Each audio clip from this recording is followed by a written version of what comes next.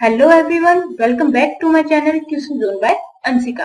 आज हम class 12th की पोएम पढ़ेंगे। पोएम का नाम है हमारे कीपिंग क्वाइट। ठीक है, स्टार्ट करते हैं। सबसे पहले तो हम अबाउट द पोएम सेक्शन पढ़ लेंगे।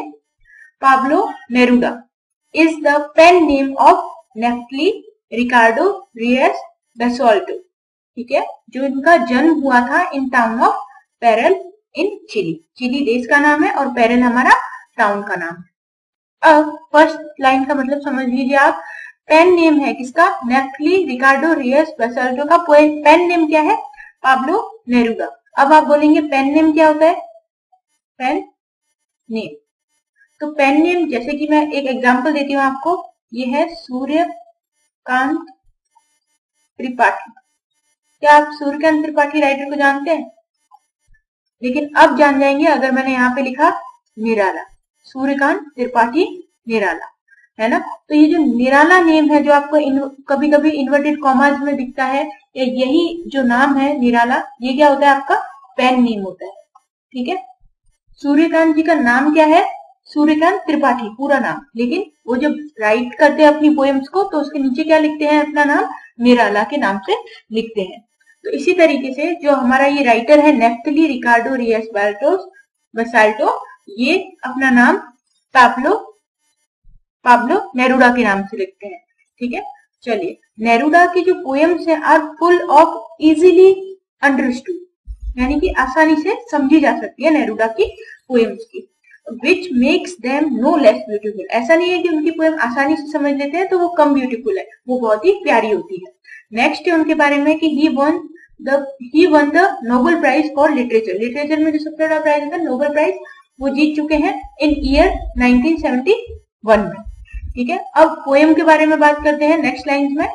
In this poem Neruda talks about the necessity, यानी जरूरत। किसकी पड़ती है हमें जरूरत? क्वाइट इंट्रोस्पेक्शन, यानी कि खुद के बारे में सोचना, यानी कि खुद के जो पर्सनैलिटी है उसके बारे में हमें इंट्रोस्पेक्ट करना।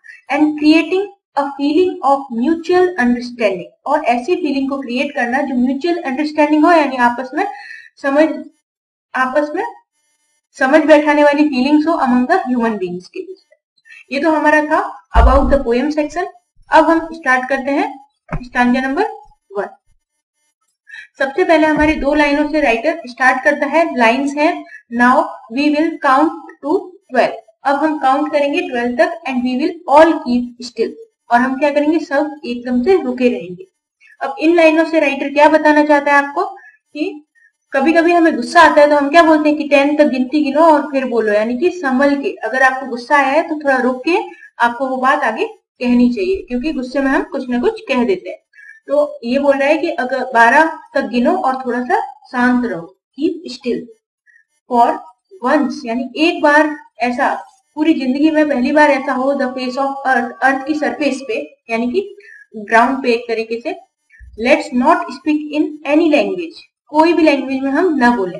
लैंग्वेज में हम कौन सी लैंग्वेज ले लेंगे? एक वर्बल ले लेंगे और एक नॉन वर्बल लैंग्वेज ले लेंगे। वर्बल लैंग्वेज में यानी कि हम वर्ड्स बोल के ले, वो भी नहीं बोलनी है। और नॉन वर्बल यानी इशारों में भी, यानी कि साइंस में भी कोई लैंग्वेज नहीं बोलनी है।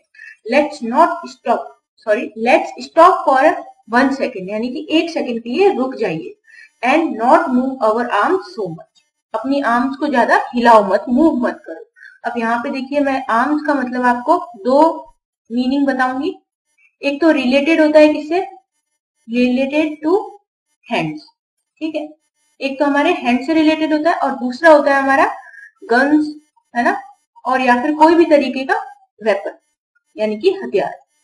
ठीक है, ये क्या हो जाता है? हमारा आर्म्स के दो मीनिंग हो जाते हैं। तो यहाँ पे बोल रहा है राइटर कि अपनी आर्म्स ज्यादा मत चलाओ, यानी कि अपने हैंड भी मत चलाओ, मूवमेंट ज्यादा मत करो, और गन्स या वेपन जो है उनको थोड़ा रोक के रखो। डू नॉट मूव दैट, उनको ज्यादा मूव मत करो या चलाओ मत ज्यादा।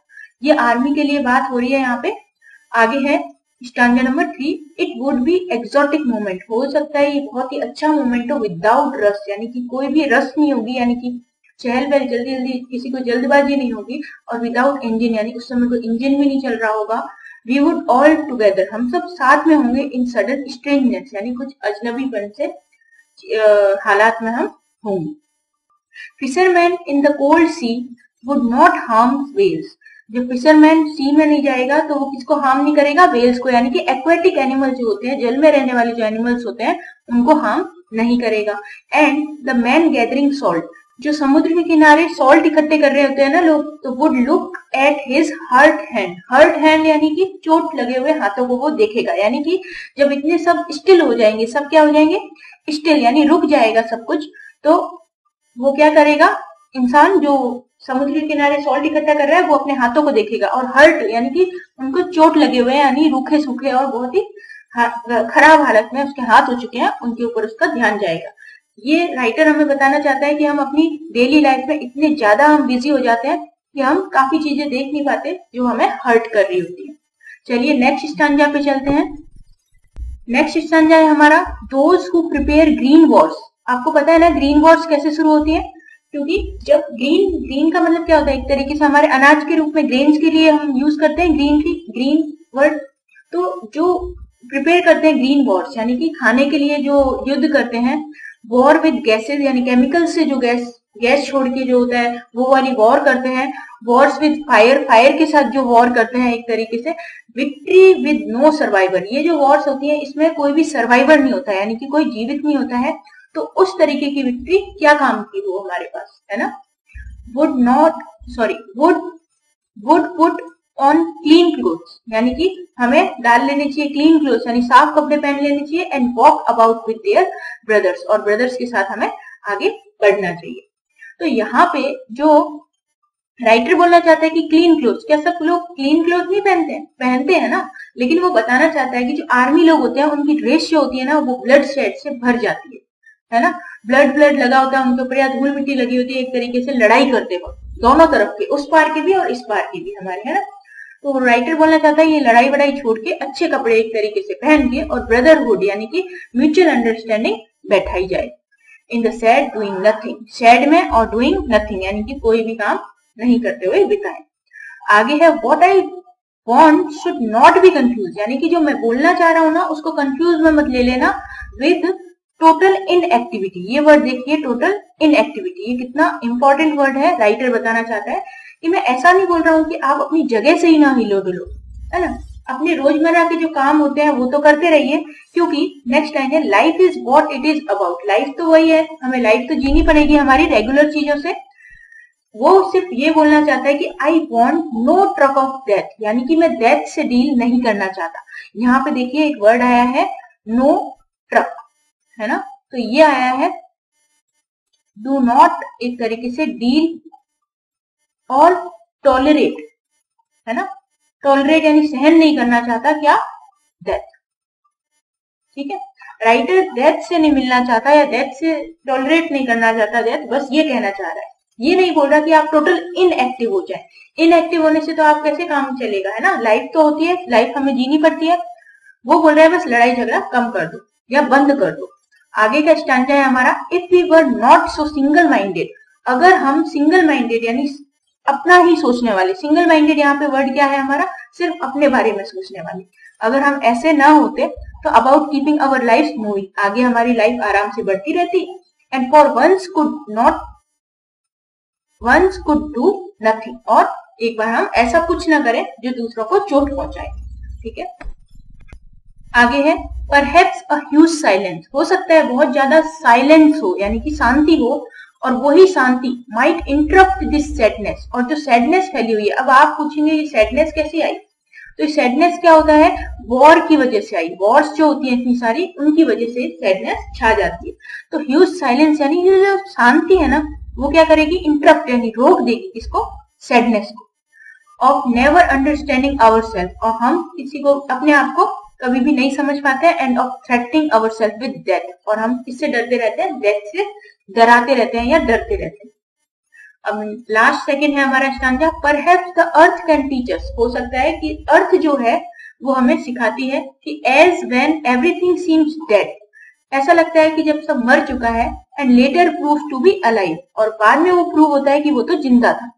अब ये चीज किसको डिनोट कर रही है कि जो ट्रीज जो होते हैं वो क्या होते हैं ऑटम सीजन में, है ना, ऑटम सीजन में क्या होते हैं, शेड कर जाते हैं, गिर जाते हैं, है ना, और फिर जैसे स्प्रिंग सीजन आता है ना, स्प्रिंग सीजन या फिर हमारा कौन सा विंटर सीजन आता है, तो उस सीजन में क्या होता है कि ये सारे पेड़ अलाइव हो जाते हैं। तो हो सकता है कि अभी हम शांति रखें, तो शांति रखने से हमें यानी कि साइलेंट रहने से हमें कैसा फील होगा, डेड फील हो सकता है कि कोई बात नहीं कर रहा है या ऐसा वॉर नहीं चल रही है या फिर कुछ हो नहीं रहा है देश में, लेकिन बाद में हमें इसी शांति का क्या मिलेगा, बहुत अच्छा परिणाम मिलेगा और यही हमारा अलाइव होने का प्रूफनेस हो। नेक्स्ट लास्ट स्टांजा है हमारा, now I will count up to 12, मैं 12 तक गिनता हूँ, एंड यू कीप क्वाइट, और आप शांत रहें, एंड आई विल गो, और मैं चलता हूँ या फिर मैं चला जाऊंगा। एक तरीके से मैं चला जाऊंगा यानी कि मैंने अपनी पूरी बात अपनी पोएम में बता दी है और मैं अब जाना चाहता हूँ। और कीप क्वाइट, लास्ट में हमें क्या बोला है राइटर ने, कीप क्वाइट, यानी कि ये वॉर्स के चक्कर में मत पड़ो या फिर वॉर नहीं होनी चाहिए, ये संदेश देना चाहता है। लास्ट में देखिए, to have no truck with, इसका मतलब क्या है, टू रिफ्यूज टू एसोसिएट या फिर tolerate, deal with, refuse of tolerate something, यानी कि कोई भी चीज टॉलरेट करना नहीं चाहते, तो वो वर्ड होता है नो ट्रक, यूज करते हैं। इस तरीके से ये पूरी पोएम आपकी कंप्लीट हो गई है। इसकी क्वेश्चन आंसर भी हम करेंगे नेक्स्ट वीडियो में। आई होप आप लोगों को पूरी वीडियो समझ में आई होगी, एंड कोई भी डाउट होने पे आप कमेंट कर सकते हैं। Don't forget to subscribe my channel and hit the like button. Thank you for watching.